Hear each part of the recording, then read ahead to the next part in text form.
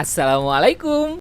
Halo guys, kali ini saya berkesempatan untuk berkunjung ke rumah potong ayam Sukahati di Sambong, Tasikmalaya, seberang Gardu Induk PLN.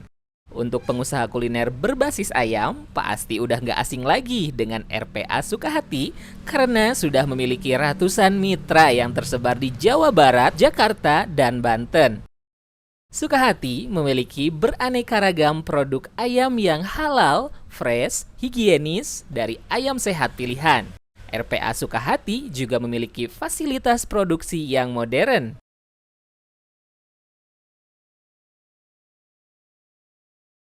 Jadi, pengusaha kuliner gak perlu ribet lagi belanja ayam.